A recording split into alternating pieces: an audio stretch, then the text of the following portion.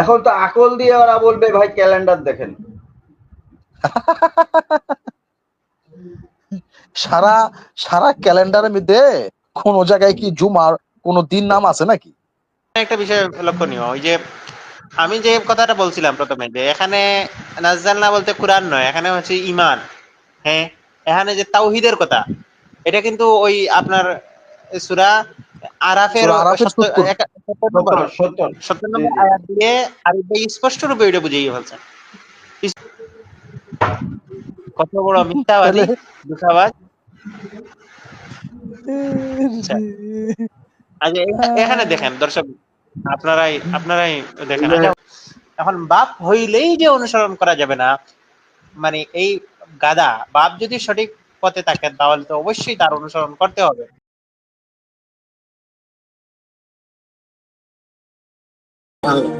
আমি যদি চাপে পড়ে যদি শুক্রবার পর অন্তত যাই, কি অসুবিধা হবে? প্রথম উপদেশ আমি তাকে বলতে চাই, সূরা 31 নম্বর সূরা 21 নম্বর লোকমানের 21। জি, আমি আবার বলি, সূরা লোকমান আয়াত নাম্বার 21। وَإِذَا قِيلَ لَهُمُ اتَّبِعُوا مَا أَنزَلَ اللَّهُ قَالُوا بَلَى نَتَّبِعُ مَا وَجَدْنَا عَلَيْهِ آبَاءَنَا أَوَلَوْ كَانَ الشَّيْطَانُ يَدْعُوهُمْ إِلَى عَذَابِ السَّعِيرِ। ওদেরকে যখন বলা হয় আল্লাহ যা নাজিল করছে, আল্লাহ যা অবতীর্ণ করেছে, আল্লাহ যা আমাদেরকে জন্য পাঠাইছে, আল্লাহ যা অবতীর্ণ করছে, আল্লাহ যেটা নাজিল করছে, তাহার দিকে আসো।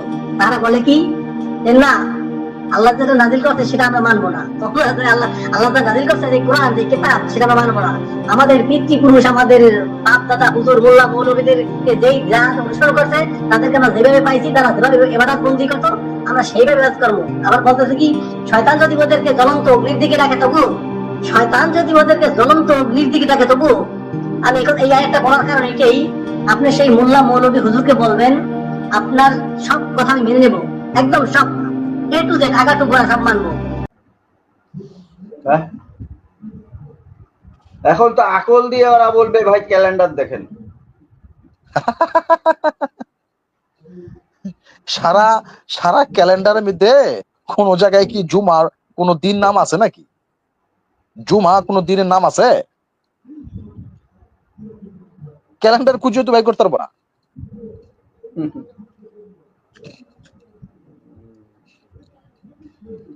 হ্যাঁ, সুফিয়ান ভাই বলেন, খুঁজে বাইর করে দেন।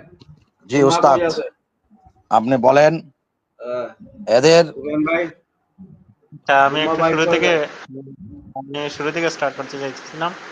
বলেন। ওই যে সে বলছে না, ওই যে বাপ দাদার ব্যাপারে তো এখানে আল্লাহ পাক রব্বুল আলামিন কি বলছে? আল্লাহ যা নাজিল করেন, এখানে আল্লাহ কি নাজিল করছেন? আল্লাহ যে লা ইলাহা ইল্লাল্লাহ এটা নাজিল করছেন। এইটা হচ্ছে যে মক্কার যেই সমস্ত কাফিরা ছিল, মুশরিকা ছিল, যেই সমস্ত হচ্ছে যে রাসূল সাল্লাল্লাহু আলাইহি সাল্লামকে যেই সমস্ত লোকেরা অস্বীকার করতো, এদের মতো, এই যে মুনকিরে হাদিস, এদের মতো এরা বলতো যে আরে আমাদের বাপ দাদা হচ্ছে যে, মানে হচ্ছে যে এই লাত উজ্জা এগুলার পূজা করতো, মোহাম্মদ আর কি একটা জিনিস না আনছে, লা ইলাহা ইল্লাল্লাহ, এইটা আমরা কেন মানবো? এইটাও এখন বাপ হইলেই যে অনুসরণ করা যাবে না, মানে এই গাদা বাপ যদি সঠিক পথে থাকেন তাহলে তো অবশ্যই তার অনুসরণ করতে হবে। এই জিনিসটা জানে না, এই জিনিসটা বুঝে না। দেখেন কত বড় গাদা। কোরআনেই আল্লাহ বলতেছে মিল্লাতা আবিকুম ইব্রাহিম, ইব্রাহিম তোমাদের পিতা, আবিকুম ইব্রাহিম, হ্যাঁ তোমাদের পিতা ইব্রাহিম। আল্লাহ বলতেছে মিল্লাতা আবিকুম ইব্রাহিম, হ্যাঁ তোমাদের পিতা ইব্রাহিম। হ্যাঁ হ্যাঁ, এখন ইব্রাহিমের যে অনুসরণ সুফিয়ান ভাই, আপনি সূরা তুরের 21 নম্বর আয়াতটা নিয়ে আলোচনা করেন, ওখানেই আপনার জবাব চলে আসছে। জি, মানে সূরা তুরের আয়াতটা এনে দেন, সূরা তুরের 21 নম্বর আয়াত এনে দেন, যেখানে আল্লাহ তাআলা বলছেন যে ওয়াত্তাবাউ মিল্লাতা, এখানে বলছেন যে ইসহাক ও ইয়াকুব শব্দ ব্যবহার করছেন যে তোমরা তাদেরকে অনুসরণ করো। হ্যাঁ, 21 নম্বর সূরা তুরের 21 নম্বর আয়াত। সূরা তুর হলো আপনার 52 নম্বর সূরা, 52 নম্বর সূরা 21 নম্বর আয়াত।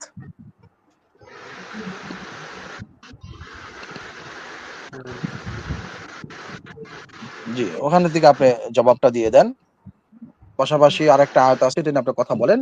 জি, বলেন এখন।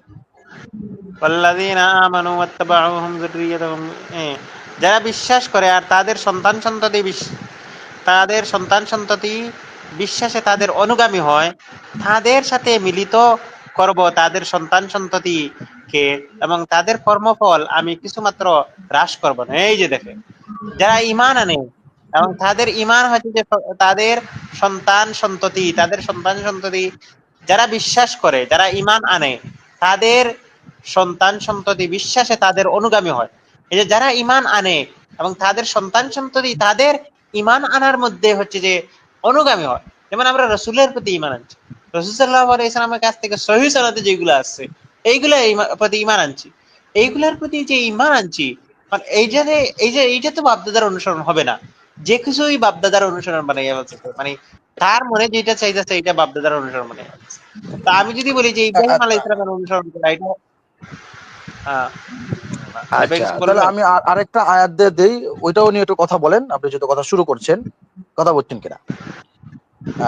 সেটা হলো আপনার এই সূরা ইউসুফ, হ্যাঁ, সূরা ইউসুফের 38 নম্বর আয়াতটা নেন, 12 নম্বর সূরার 38 নম্বর আয়াতটা। 12 নম্বর সূরার 38 নম্বর আয়াত। আচ্ছা, আজাদ ভাই এটা বের করেন, আমি বলি। এখন দেখেন, আল্লাহ পাক রব্বুল আলামিন কোরআনে বলতেছেন যে যারা হচ্ছে যে মুমিন, যারা হচ্ছে যে ঈমান এবং তাদের সন্তান সন্ততিরা ঈমান আনতে তাদের অনুসরণ করে, তাহলে সন্তান সন্ততিরা ঈমান আনতে হচ্ছে যে মুমিনদের অনুসরণ করবে। কার অনুসরণ করবে না? আমরা তো মুমিন, আমরা তো অবশ্যই আমাদের বাপ-দাদাদের অনুসরণ করব ঈমান আনার মধ্যে। মানে কিছু বুঝে না, কিছু না। জি, এরপরে হচ্ছে যে আরেকটা এই বিষয় আয়াতটা যে পড়েন। দেখেন, জি, আর আমার পিতৃপুরুষ ইব্রাহিম, ইসহাক, ইয়াকুবের দিন অনুসরণ করি। এই যে দেখেন, ওয়াত্তাবা'তু বিল্লাতা আবাই ইব্রাহিম ওয়া ইসহাক ওয়া ইয়াকুব, আমি আমার পিতৃপুরুষ ইব্রাহিম, ইসহাক এবং, এটা তো খুবই সুন্দর একটা আয়াত দিবেন। এখানে তো স্পষ্ট, এখানে নবী করিম সাল্লাল্লাহু আলাইহি ওয়াসাল্লাম বলতেছেন, এখানে কে বলতেছেন? 37 নম্বর আয়াতে একটু জান ভাই, একটু 37 নম্বর আয়াতে।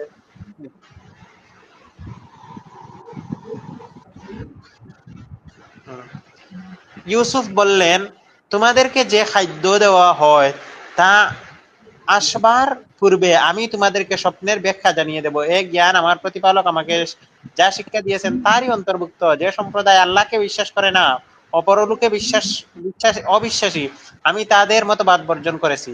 এই যে দেখেন, এরপরে ইউসুফ আলাইহিস সালাম, এটা ইউসুফ আলাইহিস সালামের ঘটনা। এরপরে ইউসুফ আলাইহিস সালাম বলতেছেন যে আমি অনুসরণ করি আমার পিতৃপুরুষের অনুসরণ করি। ও জামিল, ও কি বলবো যে ভাই।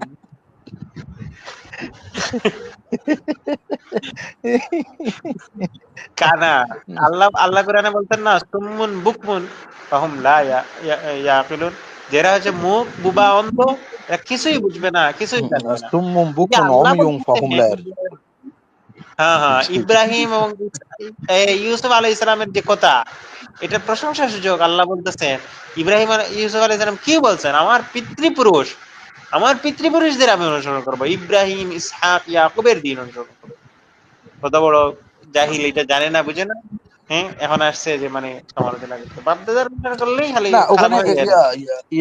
আপনার সুফিয়ান ভাই, আপনি শুরুতেই একটা চমৎকার কথা বলেছিলেন। ওই আয়াতটা, যে আয়াতের কথা বলেছিল ওয়াইদা কিলা লাহুম ইত্তাবিউ মা আনজালাল্লাহু ক্বালু বাল নাত্তু মা ওয়াজাদনা আলাইহি আবাআনা, যে আয়াতের কথা এই যে জামিল বলেছিলেন, এটার পরিপ্রেক্ষিতে আপনি যেই অবস্থাটা বলেছেন যে ঈমানের ক্ষেত্রে, হ্যাঁ, চমৎকার একটা কথা বলেছেন। দেখেন, এই কথার জবাব আল্লাহ তাআলা কোরআনে কারীমে আরেক জায়গায় দিয়েছেন। সেখানে আল্লাহ তাআলা বলতেছেন যে ক্বালু আজিতানা লিনা'বুদাল্লাহু ওয়াহদাহু ওয়া নাযারা মা কানা ইয়া'বুদু আবাউনা। দেখেন, এখানে কিন্তু আছে, তারা বলতেছে রাসূল যখন তাদেরকে ঈমানের দিকে দাওয়াত দিলেন, তখন তারা বলতেছেন যে ক্বালু আজিতানা লিনা'বুদাল্লাহু ওয়াহদাহু, আপনি কি আমাদের কি সে এক ইলাহের দিকে দাওয়াত দিচ্ছেন? তাহলে কি আমরা কি আমাদের বাপ-দাদার সেই পূজাকে বাদ দিয়ে, হ্যাঁ, লিয়া'বুদুল্লাহ ওয়া নাযারা মা কানা ইয়া'বুদু আবাউনা ফাতিনা বিমা তা'ইদুনা, যে আপনি কি আমাদেরকে বাপ-দাদার পূজাকে ছেড়ে দিতে দিয়ে এক আল্লাহর দিকে ইবাদতের দাওয়াত দিচ্ছেন? হ্যাঁ হ্যাঁ, আমরা ওই যাবো না। আয়াতটা নিয়ে আসেন।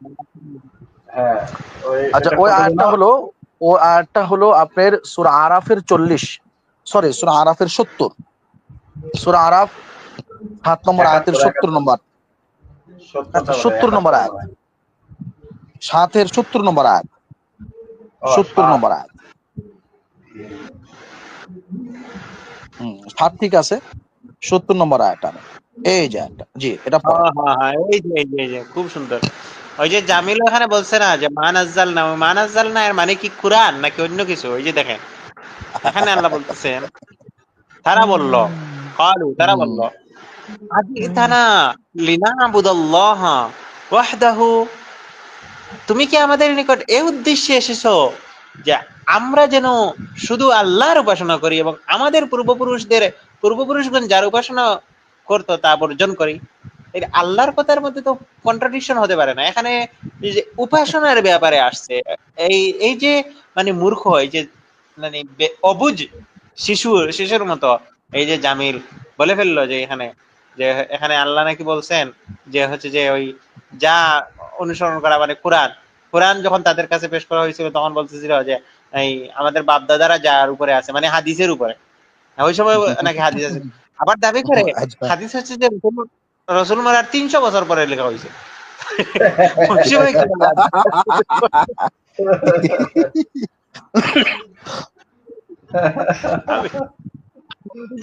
চিন্তা করি যে আচ্ছা চিন্তা করে দেখেন, সে বলতেছে ওই সময় নাকি তারা হাদিস মানছে কোরআন দেখে, তো হাদিস তো তারাই দাবি করে যে রসুল মারার 300 বছর পরে হাদিস লেখা হয়েছে, ওই সময় কিভাবে তারা পাগলামি না? আরেকটা আয়াত দেই সূরা হুদের 65 নম্বর আয়াতটা আনেন, 11 নম্বর সূরার 62 নম্বর আয়াতটা। আরেকটু আচ্ছা যাই হোক, ওই আয়াতে কিন্তু স্পষ্ট, হ্যাঁ সূরা হুদের 62 নম্বর সূরা হুদেও স্পষ্ট। হ্যাঁ আপনি মানে কয়েকটা এনে দিলাম, অবশ্যই খুব সুন্দর সুন্দর আপনি আয়াতগুলো ইয়ে করছেন। আচ্ছা আজাদ ভাই, এখানে একটা বিষয় লক্ষণীয়, ওই যে আমি যে কথাটা বলছিলাম প্রথমে যে এখানে নাযালনা বলতে কোরআন নয়, এখানে হচ্ছে ঈমান। হ্যাঁ, এখানে যে তাওহীদের কথা, এটা কিন্তু ওই আপনার সূরা আরাফের 70 নম্বর আয়াত দিয়ে আরেকবার স্পষ্ট রূপে এটা বুঝিয়ে ফেলছে, স্পষ্ট রূপে এটা বুঝে গেছে যে রাসূল সাল্লাল্লাহু আলাইহি সাল্লাম রে তারা বলতো যে তুমি কি আমাদেরকে আমাদের পিতৃপুরুষরা যার ইবাদত করতো তার ব্যতীত অন্য, অর্থাৎ শুধু আল্লাহর ইবাদত করতে বলবে? তাহলে বুঝা গেল যে রসুলকে তারা যে শিকায়তটা করতো, রসুলকে যে আপত্তিটা তুলতো রসুলের উপর যে আল্লাহ ছাড়া অন্য কারো ইবাদত করা, এই যে এই জিনিসটা আল্লাহ নাজিল করছেন এইটারই তারা হচ্ছে যে বিরোধিতা করতো, অন্য কিছুর না, অন্য কিছুর বিরোধিতা না। কি অবস্থা ওই আয়াত দেখিয়ে সে বলতেছে যে হচ্ছে যে আল্লাহকে নাকি রাসূল সাল্লাল্লাহু আলাইহি সাল্লাম নাকি ওই মক্কার মুশরিকদেরকে যখন বলতেন যে তোমরা হচ্ছে যে আল্লাহ যা নাযিল করেছেন তা নিয়ে আসো, তখন নাকি তারা হাদিস মানা শুরু করতো, তাদের পূর্বপুরুষরা যে হাদিসগুলো রেখে গেছে। আবার দাবি করে তারা জামিনটাই দাবি করে, আমাদের ডিবেটে তো আসছে, ডিবেটে এসে বলছে না যে এই হাদিসগুলো আছে এইগুলা 300 বছর পরে লেখা হয়েছে। কত বড় মিথ্যাবাদী, ধোঁকাবাজ। আচ্ছা এখানে দেখেন দর্শক, আপনারাই দেখেন, আচ্ছা হুদের আনেন, 62 নম্বর আয়াতটা আনেন, 62 নম্বর আয়াত। আরে ভাই এরা তো ভাই কোরআন পড়ে না, এরা তো আজকে এখানে থাকতো পড়ে না, একটা পড়ে এখানে একটু ওই দিন লঙ্গি রেখে গেছিল নাকি লঙ্গি, আজকে লঙ্গি রেখা যাইতো ভাই। আচ্ছা قالوا يا صالح قد كنت فينا مرجوا قبل هذا। আচ্ছা ওইটা আরবিটা বেশ বুঝা দিতেছে না তো। তারা বলল, হ্যাঁ সালেহ, তুমি তো ইতিপূর্বে আমাদের মধ্যে আশার পাত্র ছিলে, তুমি কি আমাদেরকে ওই বস্তুর উপাসনা করতে নিষেধ করছো যার উপাসনা আমাদের পিতৃপুরুষরা করেছিল? এই যে দেখেন ওইখানেও কিন্তু ঠিক তদ্রুপ ভাবে সালেহ আলাইহিস সালামকেও শিকায়ত করা হইতেছে, সালেহ আলাইহিস সালামকে। তাইলে নবীদেরকে এই পিতৃপুরুষের ব্যাপারে যে শিকায়তটা করতো সেটা হচ্ছে ইবাদতের ব্যাপারে। এই যে জাহিল এখানে হাদিসের কথা কই থেকে পাইল? হ্যাঁ, এখানে তো সুফিয়ান ভাই আয়াতে তো সুস্পষ্ট আছে যে قالوا يا صالح قد كنت فينا مرجوا قبل هذا أتنهانا أن نعبد ما يعبد آباؤنا। এই যে আন না'বুদা মা ইয়া'বুদু আবাউনা, এই যে এখানে ইবাদত নাকি উপাসনা, আপনি যে কথাটা বুঝাইতে চাইলেন। জি জি জি, তাহলে এটাই মানে এক জি, আল্লাহর বলেন। ইবাদত, এক আল্লাহর ইবাদত। হ্যাঁ। আন না'বুদা মা ইয়া'বুদু আবাউনা আতানহানা, মানে তুমি কি আমাদেরকে নিষেধ করবে? আন না'বুদা, আন না'বুদা অর্থাৎ আমরা ইবাদত করতে তুমি কি আমাদেরকে নিষেধ করবে? মা ইয়া'বুদু আবাউনা, যার ইবাদত আমাদের পূর্বপুরুষরা করত। আমাদের পূর্বপুরুষরা যার ইবাদত করত তার ইবাদত করতে কি তুমি আমাদেরকে নিষেধ করবে? এই যে, বুঝতে পারছেন? মানে হচ্ছে পূর্বপুরুষরা যার ইবাদত করতো, তাইলে এখানে ইবাদত নিয়ে সমস্যা। এখানে সমস্যা হচ্ছে কোরআন আর হাদিস নিয়ে নয়। আর এই জাহিল এখানে কি ঢুকিয়ে দিল? কোরআন এবং হাদিস। আরে ভাই, মুসলিমরা কি আল্লাহর ইবাদত করে? জাহিলটা বলতেছে যে হাদিস যারা স্বীকারকারী মুসলিম আছে তারা হয়তো যে আল্লাহ ব্যতীত অন্য কারো কি কোনদিন ইবাদত করছে? আল্লাহরই তো ইবাদত করে। ওরে ভাই, কাকে জাহিল বলতেছেন ভাই? এ বিশিষ্ট দূরদর্শন চ্যানেলের বিশিষ্ট আলোচক, বিজ্ঞ আলোচক, হ্যাঁ, আর আপনি তাকে বলতেছেন জাহেল, তাকে বলছেন মূর্খ। এটা ভাই প্রতিবাদ করতেছি ভাই, এটা ঠিক না। আমি আপনার প্রতিবাদের সাথে একমত। আমি মানববন্ধন ডাক দিলাম আগামীকাল সকাল 10টায়, হ্যাঁ, বাইতুল মুকাররমের প্রথম গেটে। কিন্তু আপনাদের রাইগা তো সে পালাইবে ভাই।